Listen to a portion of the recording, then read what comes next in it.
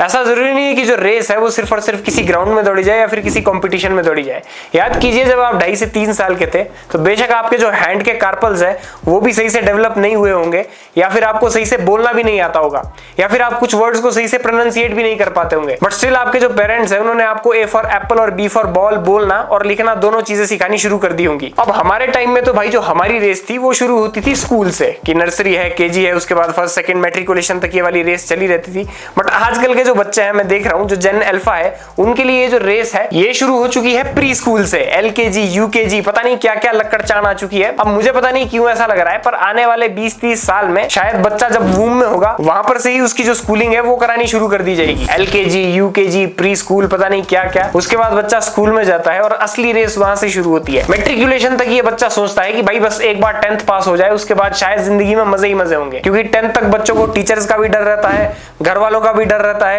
Tuition के जो teachers होते हैं उनका भी डर रहता है। इसके बाद ये टीनेजर 10+1 और 2 में जाता है, वहां पर सोचता है कि शायद अब थोड़ा रिलैक्सेशन मिल जाए, बट नहीं, वहां पर भी अगर साइंस ले लिया या फिर अगर बच्चा सीरियस है सही में पढ़ने के मामले में, आर्ट्स ले लिया, तो वहां पर भी इसी तरह से जो घिसाई है वो चली रहेगी। उसके बाद वही टीनेजर जब कॉलेज में जाता है तब उसे लगता है कि हाँ अब तो कम से कम ये जो रेस मैं बचपन से लेकर दौड़ता आ रहा हूँ इसमें एटलीस्ट वाटर ब्रेक तो मिल ही जाएगा, और उसको वो वाटर ब्रेक मिल भी जाता है। लेकिन ये वाटर ब्रेक ज्यादा टाइम तक चलता नहीं है, देखते ही देखते मौज मौज में, मस्ती मस्ती में फाइनल ईयर आ जाता है और अब टेंशन होने लग जाती है प्लेसमेंट की और जॉब की। अब जॉब्स में भी 2 सेक्टर होते हैं, एक गवर्नमेंट सेक्टर होता है, एक प्राइवेट सेक्टर होता है। अब गवर्नमेंट जॉब्स के तो हाल आपको पता ही है, कई स्टेट्स तो ऐसा है जहां पर काफी टाइम से, और काफी टाइम से मेरा मतलब महीने या फिर दिन नहीं है, साल भी हो चुके हैं, गवर्नमेंट जॉब्स के एग्जाम्स कंडक्ट ही नहीं करवाए गए हैं। और कुछ स्टेट्स में जहां पर गवर्नमेंट जॉब के एग्जाम्स कंडक्ट करवाए भी गए हैं वहां पर इतनी ज्यादा धांधली, इतना ज्यादा करप्शन है कि रिजल्ट आते हैं तो पता चलता है कि जो रिजल्ट्स है उनको रिग कराया गया है। कई जगह पर एग्जाम्स की डेट आती है, कैंडिडेट्स वहां पर एग्जाम देने पहुंचते हैं तो पता चलता है कि एग्जाम्स कैंसिल हो चुके हैं। पिछले साल का यूजीसी नीट का स्कैम और इस साल का अभी वो लेटेस्ट एसएससी वाला जो प्रोटेस्ट है वो भी आपने देखा ही होगा। तो भाई गवर्नमेंट सेक्टर में तो जॉब्स का एक तरह से सैचुरेशन पॉइंट आ ही गया है,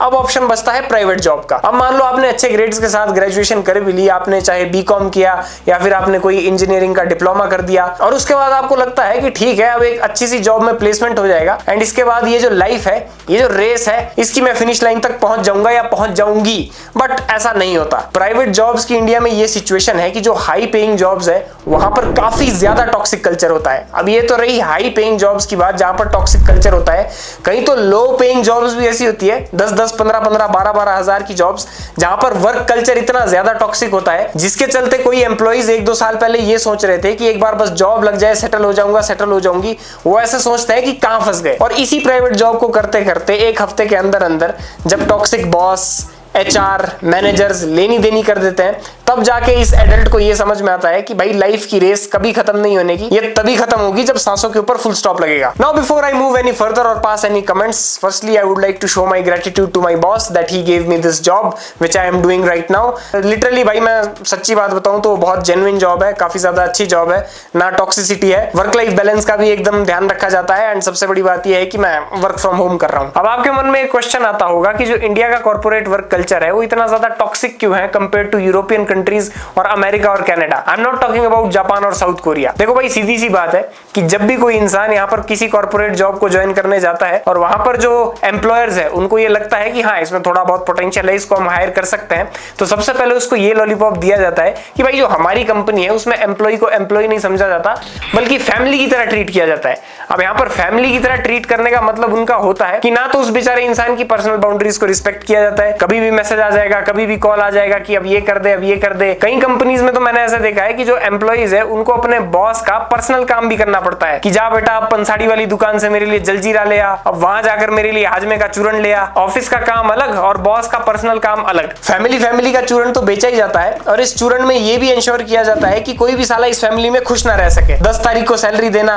गधों की तरह मजदूरी करवाना, ओवर टाइम करवाना, ये सारी चीजें इंडिया के कॉर्पोरेट लाइन में काफी ज्यादा कॉमन है। ऊपर से अगर इस चीज के ऊपर ऑब्जेक्ट कर दो तो जॉब टर्मिनेशन की धमकी। कहा भी ये जाता है कि इस ऑफिस में आने का टाइम होता है पर जाने का कोई टाइम नहीं होता। अब इसका साफ सीधा सा रीजन ये है कि यहाँ पर एम्प्लॉयर्स इस बात का फायदा उठाते हैं कि एक तो इंडिया में पॉपुलेशन बहुत ज्यादा है, यहाँ पर लोग क्वालिफाइड नहीं बल्कि ओवर क्वालिफाइड है, सैलरी ज्यादा देना नहीं चाहते बिकॉज इनको ट्रस्ट नहीं है अपने एम्प्लॉयज के ऊपर कि ये इनको डिजायर्ड आउटपुट देंगे या फिर नहीं देंगे। ऊपर से जो कुछ लोग कॉर्पोरेट सेक्टर में काम करते हैं इंडिया में वो टियर 2 या फिर 3 सिटीज या फिर टाउन से आते हैं। अब इनके जो माँ बाप है इनकी पढ़ाई के ऊपर एक तो काफी ज्यादा खर्चा पहले ही कर चुके होते हैं, अपना जो हार्ड अर्न मनी है, खून पसीने की कमाई है, वो इनको पढ़ाने में लगा देते हैं। अगर उतना पैसा सेव नहीं है तो एजुकेशन लोन ले लेते हैं, और अगर गवर्नमेंट सिक्योरिटी ना होने की वजह से एजुकेशन लोन देने से डिनाई कर दे तो फिर जमीनें बेच बेच कर माँ बाप अपने बच्चों को पढ़ाते हैं। अब पहले ही जब इतनी सारी मजबूरियां फंस गई, इतना सारा पीयर प्रेशर सिर के ऊपर है और जॉब मिल गई ऊपर से टॉक्सिक, अब इसके बाद ना तो जॉब क्विट कर सकते हैं बिकॉज पता है कि घर जाकर बाप पिछवाड़े पे लट्ठी बजाएगा, तो फिर करे तो करे क्या, बोले तो बोले क्या। जैसे मैंने बताया कि ओवर क्वालिफिकेशन और इतनी ज्यादा पॉपुलेशन होने की वजह से ये बॉसेस को भी पता होता है, एम्प्लॉयर्स को भी पता होता है कि अगर ये इंसान ये काम नहीं करेगा तो इसकी जगह लाकर किसी और को बिठा देंगे, एज सिंपल एज दैट। और ऊपर से एम्प्लॉयज भी ऐसे ही 10-12 हजार की जॉब लगी नहीं कि आईफोन भी चाहिए, फ्लेक्सबाजी करने के लिए बाइक भी चाहिए। अब ये फ्लेक्सबाजी करने के चक्कर में, दिखावे करने के चक्कर में, टशन मारने के चक्कर में बाइक और आईफोन ले लेते हैं ईएमआई के ऊपर से, और अब अगर ईएमआई के चक्कर में फंस गए फिर तो भाई बल्ले बल्ले। मतलब ये जो एम्प्लॉयर्स होते हैं ये अपने एम्प्लॉयज को इंसान ना समझकर रोबोट समझते हैं। ये थिंकिंग रहती है कि भाई अगर मैं इसको पैसा दे रहा हूं तो अगर मैं इसे कहूं तो ये अंडरवेयर में कल को मुजरा भी मुझे करके दिखा दे। So that's where I would like to conclude this video, and if you really found this video entertaining, enjoyable और knowledgeable at the same time, then give this video a like, subscribe to my YouTube channel and also share it with your friends. If you want to follow me on my other social handles like Instagram and Facebook, then I have provided the links of both platforms in the description. Go and check those platforms out. मिलते हैं next week. Take care.